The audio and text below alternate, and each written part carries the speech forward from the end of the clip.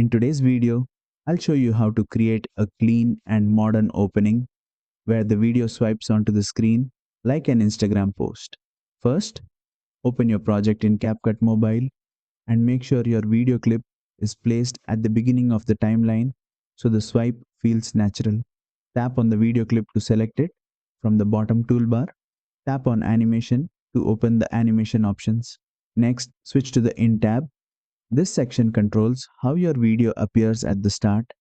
Scroll through the animation list until you find Instagram post swipe, then tap on it to apply the effect.